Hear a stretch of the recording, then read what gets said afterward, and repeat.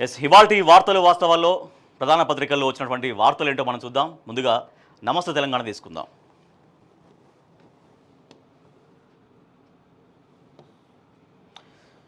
నమస్తే తెలంగాణ దినపత్రికల్లో ప్రధాన వార్తలు మనం చూస్తున్నాం. ఇందిరమ్మ భూములకు కార్పొరేట్ చేరా, ఫోర్త్ సిటీ ఫ్యూచర్ ట్రేడింగ్ అని మనం వార్త చూస్తున్నాం.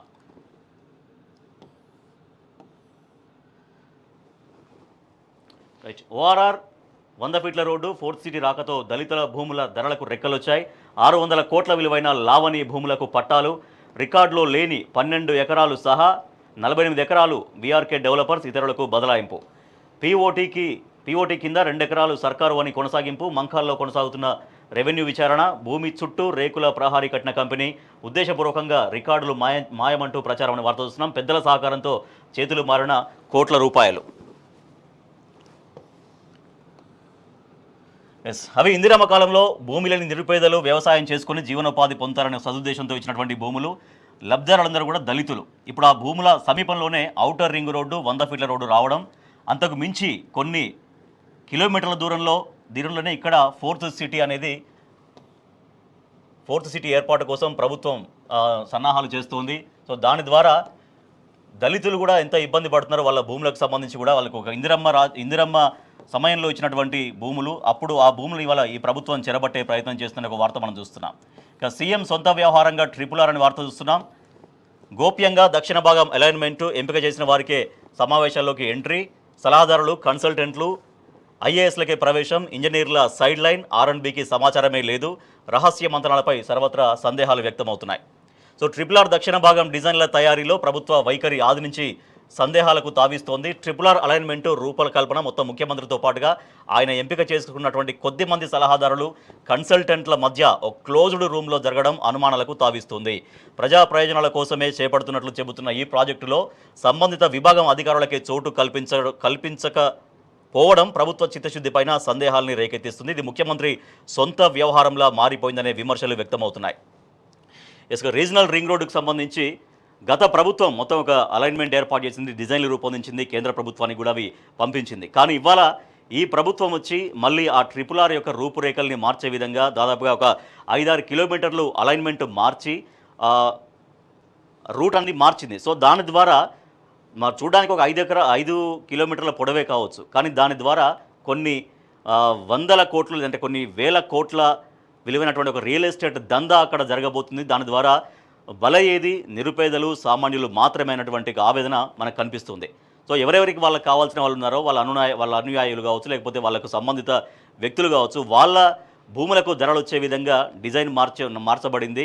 ఇది టోటల్గా ముఖ్యమంత్రి రేవంత్ రెడ్డి ఆయన సొంత వ్యవహారంగానే మాత్రమే ఈ అలైన్మెంట్ మార్పు జరిగినట్టుగా ఈ వార్త మనం చూడొచ్చు. శుద్ధ పూసలైతే సిబిఐ విచారణ కోరండి. రీజనల్ రింగ్ రోడ్డు పైన కాంగ్రెస్ నేతలకు అవగాహన లేదు. అలైన్మెంట్ మార్పుపై నా ప్రశ్నలకు సూటిగా సమాధానాలు చెప్పండి. మాజీ మంత్రి వేముల ప్రశాంత్ రెడ్డి ఫైర్ అయ్యారు. రీజనల్ రింగ్ రోడ్డు దక్షిణ భాగం అలైన్మెంట్లో ఎలాంటి మార్పులు జరగకపోతే, కాంగ్రెస్ ప్రభుత్వం ఎలాంటి తప్పులు చేయకపోతే సిబిఐ విచారణ కోరాలని మాజీ మంత్రి వేముల ప్రశాంత్ రెడ్డి సవాల్ విసిరారు. నవ్విపోదురుగాక నాకేటి సిగ్గు అన్నట్టు కాంగ్రెస్ నేతల తీరు ఉందని ఆయన ఎద్దేవా చేశారు. RRR అలైన్మెంట్ మార్పు వెనుక అరాచకాలు బయటపెట్టగానే కాంగ్రెస్ నాయకుల పరిస్థితి తేలుకుట్టిన దొంగలాగా అయిందని ఆయన ప్రకటనలో ఎద్దేవా చేశారు. స్క్రిప్ట్ ప్రకారం ప్రెస్ మీట్ పెట్టి తనను విమర్శించిన కాంగ్రెస్ నేతలకు RRR మీద కనీస అవగాహన లేదంటూ ఆయన విమర్శించారు. RRRలో నిజంగా ఎటువంటి డిజైన్ మార్పు లేకపోతే, ఎటువంటి అవకతవకలకు ఆస్కారం లేకపోతే సిబిఐ విచారణ కోరండి ప్రభుత్వం అంటూ కూడా బీఆర్ఎస్ పార్టీ డిమాండ్ చేస్తుంది. సో నిజంగా అలైన్మెంట్ విషయంలో కాంగ్రెస్కి వేరే దురుద్దేశం లేకపోతే, ఈ ప్రభుత్వానికి దురుద్దేశాలు లేకపోతే డెఫినెట్గా సిబిఐ విచారణ కోరాలి. సో అదే బీఆర్ఎస్ పార్టీ డిమాండ్ చేస్తోంది.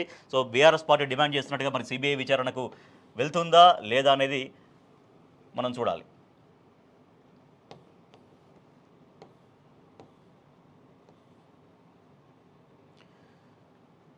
రీజనల్ రింగ్ రోడ్ విషయంలో అనేక విమర్శలు వస్తున్నాయి.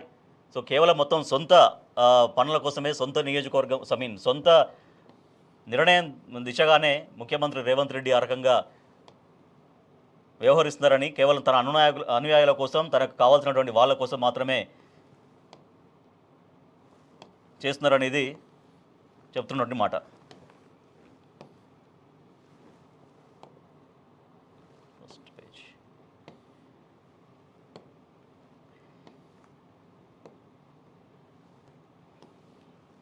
రైట్, మరొక వార్త చూస్తున్నాం, చాలా ఇంపార్టెంట్ వార్త ఇది.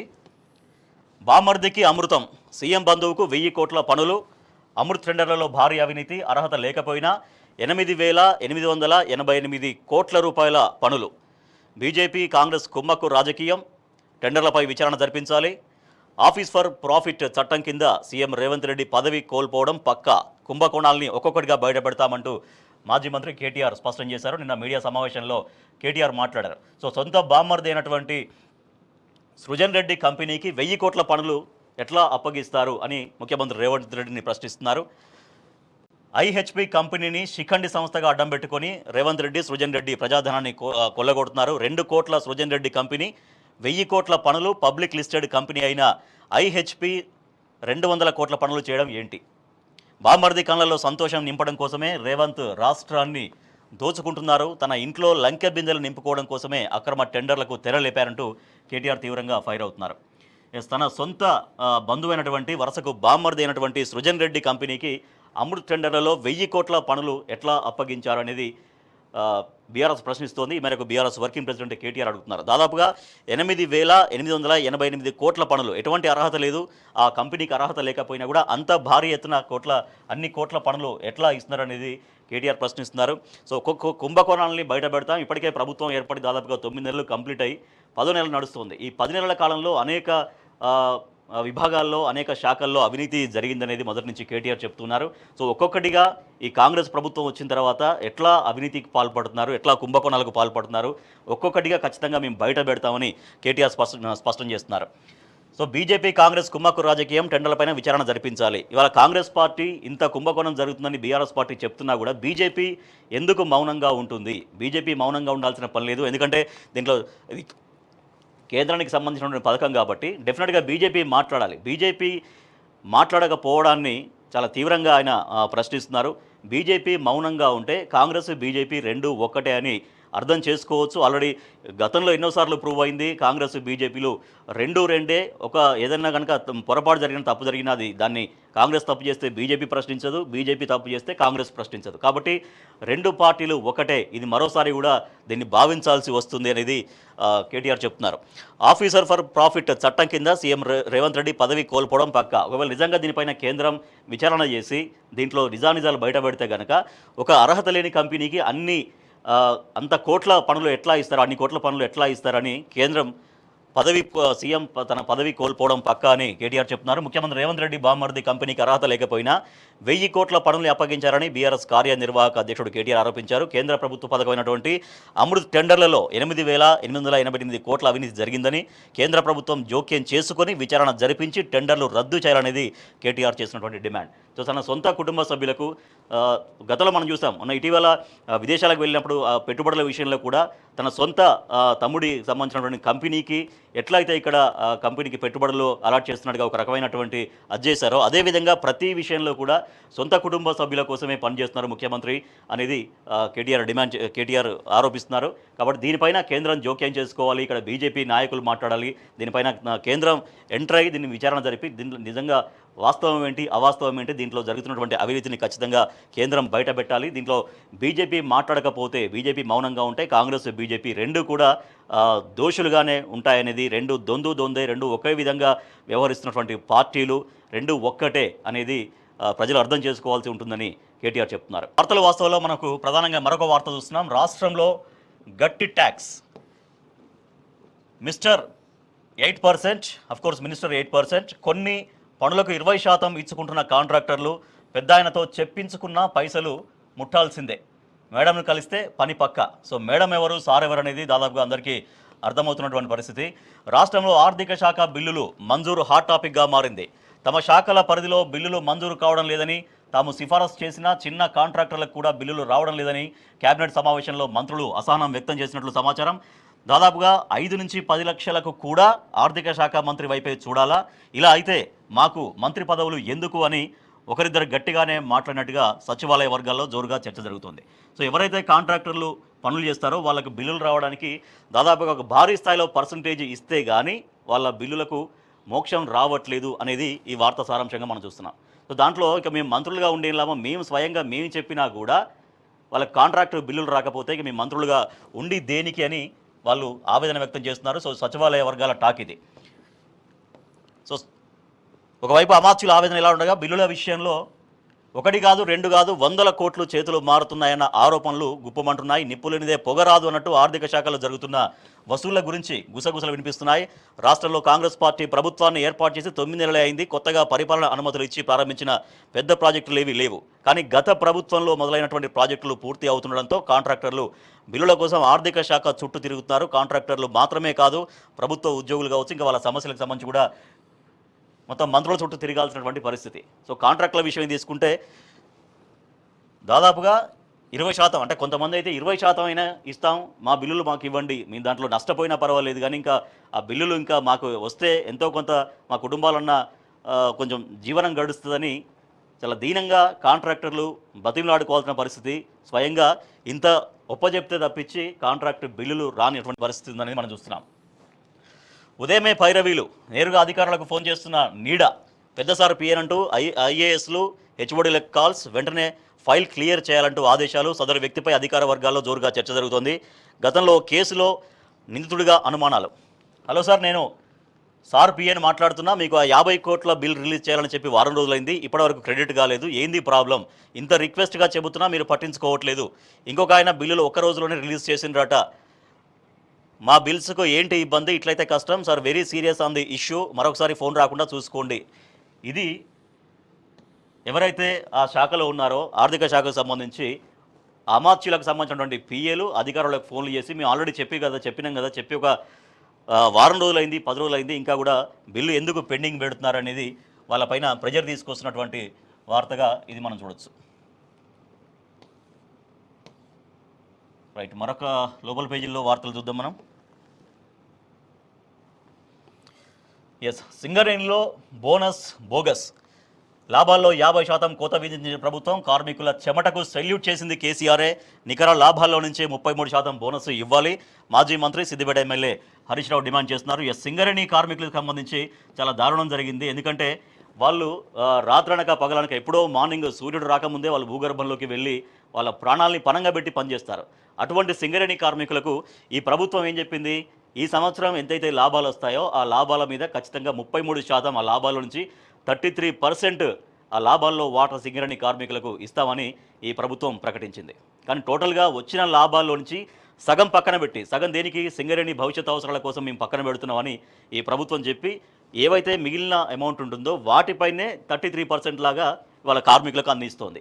అంటే ఓవరాల్గా వచ్చిన లాభాల్లో ఓవరాల్గా చూసుకుంటే 33% అని చెప్పింది సింగరేణి కార్మికులకు, కానీ ఇచ్చేది మాత్రం ఓవరాల్గా వచ్చిన లాభాల్లో 16% మాత్రమే, 16.9% మాత్రమే ఇవాళ సింగరేణి కార్మికులకు ఆ వాటాలు ఇస్తుంది. సో దీంతో మమ్మల్ని నమ్మించి మోసం చేశారు, మాకు 33% ఇస్తామని చెప్పి ఫైనల్గా వచ్చేసరికి 16.9% మాత్రమే లాభాలు ఇచ్చారంటూ సింగరేణి కార్మికులు ఆగ్రహం వ్యక్తం చేస్తున్నారు. సో అదే విషయాన్ని నిన్న మాట్లాడారు హరీష్ రావు గారు. సింగరేణి కార్మికులకు 33% బోనస్ ఇచ్చామని సీఎం రేవంత్ రెడ్డి సర్కారు బోగస్ మాటలు చెప్పిందని మాజీ మంత్రి సిద్దిపేట ఎమ్మెల్యే హరీష్ రావు మండిపడ్డారు. కార్మికులకు ఇచ్చే లాభాల్లో సీఎం కోత విధించారని విమర్శించారు. సీఎం రేవంత్ రెడ్డికి దమ్ముంటే, చిత్తశుద్ధి ఉంటే మొత్తం 4,701 కోట్లలో కార్మికులకు 33% బోనస్ ప్రకటించాలని ఒక ప్రకటనలో డిమాండ్ చేశారు ఆయన. దసరా సందర్భంగా సింగరేణి కార్మికులకు తీపి కబురు అని చెప్పి సీఎం చేదు నిజాన్ని దాచారని ధ్వజమెత్తారు. సింగరేణి సంస్థ లాభాల వాటాలో 50% కోత విధించడాన్ని ఆయన తీవ్రంగా ఖండించారు. నెత్తురును చెమటగా చేసిన కార్మికుల ఆశలను రేవంత్ సర్కార్ అడియాశలు చేసిందని మండిపడ్డారు.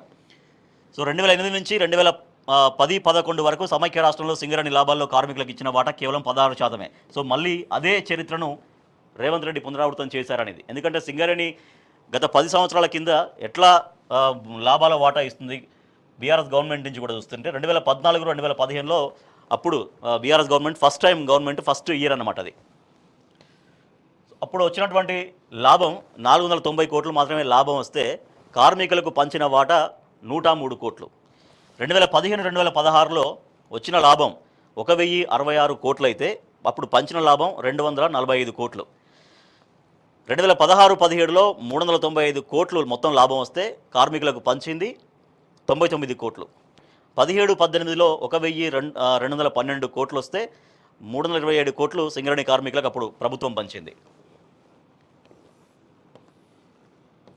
2018-2019 సంవత్సరంలో వచ్చిన లాభం 1,765 కోట్లు అయితే 494 కోట్లు కార్మికులకు పంచింది అప్పుడు ప్రభుత్వం.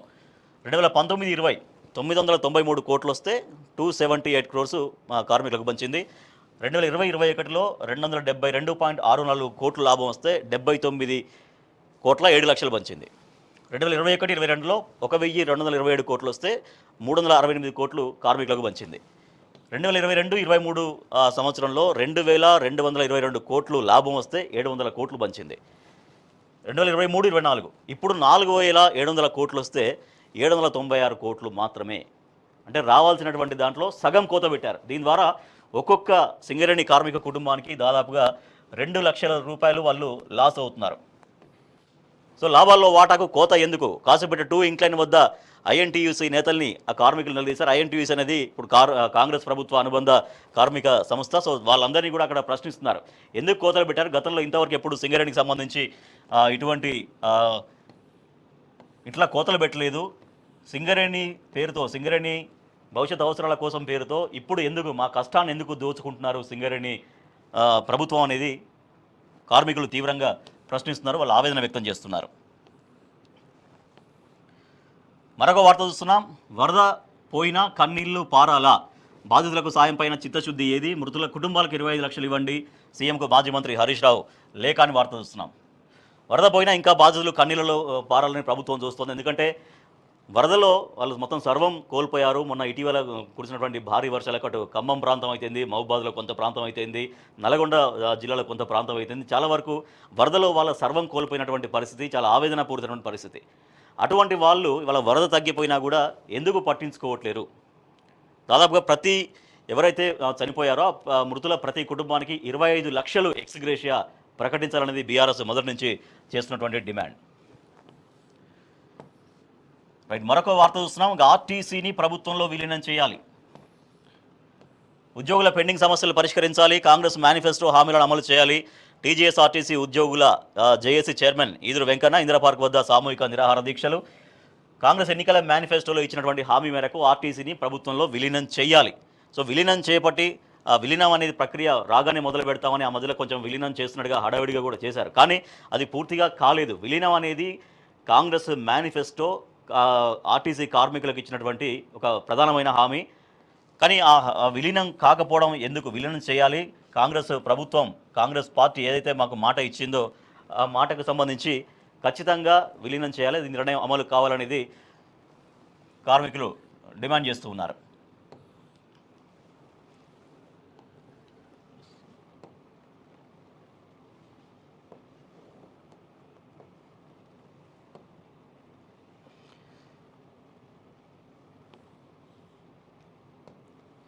రైట్, ఇంకా మిగిలిన పత్రికల్లో ఎటువంటి వార్తలు వచ్చినాయని మనం చూద్దాం. మెయిన్గా